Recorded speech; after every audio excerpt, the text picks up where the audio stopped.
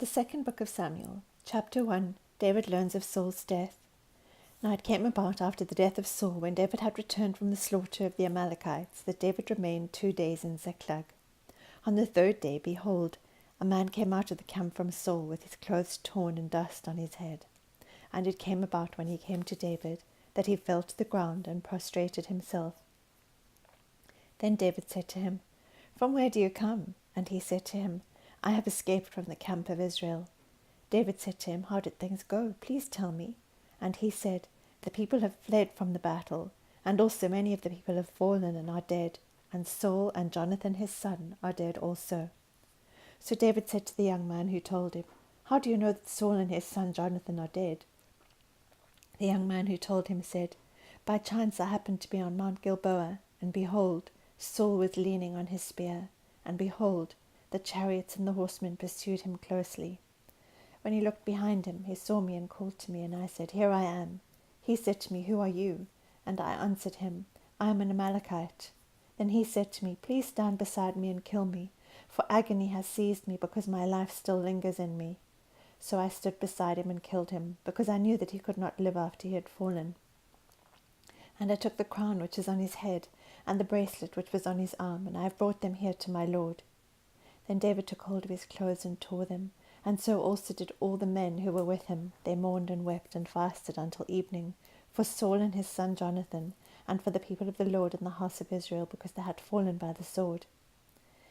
David said to the young man who told him, "Where are you from?" And he answered, "I am the son of an alien, an Amalekite." Then David said to him, "How is it you were not afraid to stretch out your hand to destroy the Lord's anointed?" And David called one of the young men and said, "Go cut him down." So he struck him, and he died. David said to him, "Your blood is on your head, for your mouth has testified against you, saying, 'I have killed the Lord's anointed.'" Then David chanted with this lament over Saul and Jonathan his son, and he told them to teach the sons of Judah the song of the bow. Behold, it is written in the book of Jasher, "Your beauty, O Israel, is slain on your high places. How have the mighty fallen? Tell it not in Gath. Proclaim it not in the streets of Ashkelon, or the daughters of the Philistines will rejoice. The daughters of the uncircumcised will exult. O mountains of Gilboa, let not dew or rain be on you, nor fields of offerings. For there the shield of the mighty was defiled, the shield of Saul not anointed with oil. From the blood of the slain, from the fat of the mighty, the bow of Jonathan did not turn back, and the sword of Saul did not return empty. Saul and Jonathan, beloved and pleasant in their life, and in their death they were not parted. They were swifter than eagles, they were stronger than lions. O daughters of Israel, weep over Saul, who clothed you luxuriously in scarlet, who put ornaments of gold on your apparel. How have the mighty fallen in the midst of the battle? Jonathan is slain on your high places. I am distressed for you, my brother Jonathan. You have been very pleasant to me. Your love to me was more wonderful than the love of women. How have the mighty fallen, and the weapons of war perished?" Chapter 2. David made king over Judah. Then it came about afterwards that David inquired of the Lord, saying, "Shall I go up to one of the cities of Judah?" And the Lord said to him, "Go up." So David said, "Where shall I go up?" And he said, "To Hebron." So David went up there, and his 2 wives also, Ahinoam and the Jezreelitess, and Abigail the widow of Nabal the Carmelite. And David brought up his men who were with him, each with his household, and they lived in the cities of Hebron. Then the men of Judah came, and they anointed David king over the house of Judah. And they told David, saying, "It was the men of Jabesh Gilead who buried Saul." David sent messengers to the men of Jabesh Gilead, and said to them, "May you be blessed of the Lord, because you have shown this kindness to Saul your lord, and have buried him. Now may the Lord show loving kindness and truth to you, and I will also show this goodness to you, because you have done this thing. Now therefore let your hands be strong and be valiant, for Saul your lord is dead, and also the house of Judah has anointed me king over them." But Abner the son of Ner, commander of Saul's army, had taken Ishbosheth the son of Saul, and brought him over to Mahanaim. He made him king over Gilead, over the Asherites, over Jezreel, over Ephraim, and over Benjamin, even over all Israel. Ishbosheth, Saul's son, was 40 years old when he became king over Israel, and he was king for 2 years. The house of Judah, however, followed David. The time that David was king in Hebron over the house of Judah was 7 years and 6 months. Now Abner the son of Ner went out from Mahanaim to Gibeon with the servants of Ishbosheth, the son of Saul. And Joab, the son of Zeruiah, and the servants of David went out and met them by the pool of Gibeon. And they sat down, one on the one side of the pool and the other on the other side of the pool. Then Abner said to Joab, Now let the young men arise and hold a contest before us. And Joab said, Let them arise. So they arose and went over by count, 12 for Benjamin and Ishbosheth the son of Saul, and 12 of the servants of David. Each one of them seized his opponent by the head, and thrust his sword in his opponent's side. So they fell down together. Therefore that place was called Helkath Hazurim, which is in Gibeon. That day the battle was very severe, and Abner and the men of Israel were beaten before the servants of David. Now the 3 sons of Zeruiah were there, Joab and Abishai and Asahel. And Asahel was as swift-footed as one of the gazelles which is in the field. Asahel pursued Abner, and did not turn to the right or to the left from following Abner. Then Abner looked behind him and said, Is that you, Asahel? And he answered, It is I. So Abner said to him, Turn to your right or to your left, and take hold of one of the young men for yourself, and take for yourself his spoil. But Asahel was not willing to turn aside from following him. Abner repeated again to Asahel, Turn aside from following me. Why should I strike you to the ground? How then could I lift up my face to your brother Joab? However, he refused to turn aside. Therefore Abner struck him in the belly with the butt end of the spear, so that the spear came out at his back. And he fell there and died on the spot. And it came about that all who came to the place where Asahel had fallen and died stood still. But Joab and Abishai pursued Abner, and when the sun was going down, they came to the hill of Ammah, which is in front of Giah by the way of the wilderness of Gibeon. The sons of Benjamin gathered together behind Abner, and became one band, and they stood on the top of a certain hill. Then Abner called to Joab and said, Shall the sword devour forever? Do you not know that it will be bitter in the end? How long will you refrain from telling the people to turn back from following their brothers? Joab said, As God lives, if you had not spoken, surely then the people would have gone away in the morning, each from following his brother. So Joab blew the trumpet, and all the people halted and pursued Israel no longer, nor did they continue to fight any more. Abner and his men then went through the Arabah all that night. So they crossed the Jordan, walking all morning, and came to Mahanaim. Then Joab returned from following Abner. When he had gathered all the people together, 19 of David's servants besides Asahel were missing. But the servants of David had struck down many of Benjamin and Abner's men, so that 360 men died. And they took up Asahel and buried him in his father's tomb, which was in Bethlehem. Then Joab and his men went all night until the day dawned at Hebron. Chapter 3.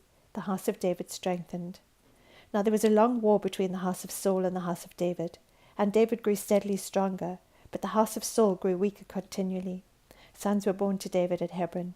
His firstborn was Amnon, by Ahinoam the Jezreelitess, and his second Chileab by Abigail, the widow of Nabal the Carmelite, and the third Absalom the son of Maachah, the daughter of Talmai, king of Geshur, and the fourth Adonijah the son of Haggith, and the fifth Shephatiah the son of Abital, and the sixth Ithream by David's wife Eglah. These were born to David at Hebron.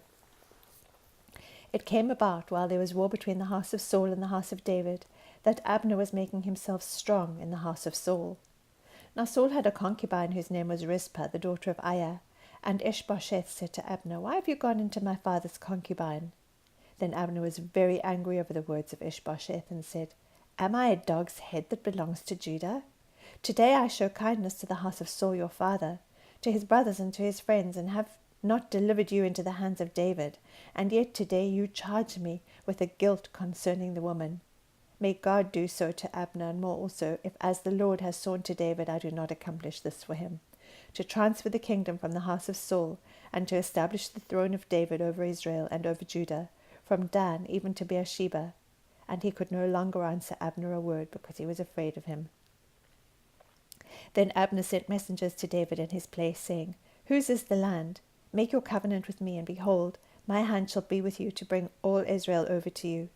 He said, Good, I will make a covenant with you, but I demand one thing of you, namely, you shall not see my face unless you first bring Michal, Saul's daughter, when you come to see me. So David sent messengers to Ishbosheth, Saul's son, saying, Give me my wife Michal, to whom I was betrothed for 100 foreskins of the Philistines. Ishbosheth sent and took her from her husband, from Paltiel the son of Laish. But her husband went with her, weeping as he went, and followed her as far as Bahurim. Then Abner said to him, Go, return. So he returned. Now Abner had consultation with the elders of Israel, saying, In times past you were seeking for David to be king over you. Now then do it, for the Lord has spoken of David, saying, By the hand of my servant David I will save my people Israel from the hand of the Philistines and from the hand of all their enemies. Abner also spoke in the hearing of Benjamin, and in addition Abner went to speak in the hearing of David in Hebron all that seemed good to Israel and to the whole house of Benjamin. Then Abner and 20 men with him came to David at Hebron, and David made a feast for Abner and the men who were with him. Abner said to David, Let me arise and go and gather all Israel to my lord the king, that they may make a covenant with you, and that you may be king over all that your soul desires. So David sent Abner away, and he went in peace. And behold, the servants of David and Joab came from a raid, and brought much spoil with them. But Abner was not with David in Hebron, for he had sent him away, and he had gone in peace. When Joab and all the army that was with him arrived, they told Joab, saying, Abner the son of Ner came to the king, and he has sent him away, and he has gone in peace. Then Joab came to the king and said, What have you done? Behold, Abner came to you. Why then have you sent him away, and he is already gone? You know Abner the son of Ner, that he came to deceive you, and to learn of your going out and coming in, and to find out all that you are doing. When Joab came out from David, he sent messengers after Abner, and they brought him back from the well of Sirah. But David did not know it. So when Abner returned to Hebron, Joab took him aside into the middle of the gate to speak with him privately, and there he struck him in the belly, so that he died on account of the blood of Asahel his brother. Afterward, when David heard it, he said, I and my kingdom are innocent before the Lord for ever of the blood of Abner the son of Ner. May it fall on the head of Joab and on all his father's house, and may there not fail from the house of Joab one who has a discharge, or who is a leper, or who takes hold of a distaff, or who falls by the sword, or who lacks bread. So Joab and his brother, and Abishai his brother, killed Abner, because he had put their brother Asahel to death in the battle of Gibeon. Then David said to Joab and to all the people who were with him, Tear your clothes and gird on sackcloth and lament before Abner. And King David walked behind the bier. Thus they buried Abner in Hebron, and the king lifted up his voice and wept at the grave of Abner, and all the people wept. The king chanted a lament for Abner and said, Should Abner die as a fool dies? Your hands were not bound, nor your feet put in fetters. As one falls before the wicked, you have fallen. And all the people wept again over him. Then all the people came to persuade David to eat bread while it was still day. But David vowed, saying, May God do so to me, and more also, if I taste bread or anything else before the sun goes down. Now all the people took note of it, and it pleased them, just as everything the king did pleased all the people. So all the people in all Israel understood that day that it had not been the will of the king to put Abner the son of Ner to death. Then the king said to his servants, Do you not know that a prince and a great man has fallen this day in Israel? I am weak today, though anointed king, and these men, the sons of Zeruiah, are too difficult for me. May the Lord repay the evildoer according to his evil.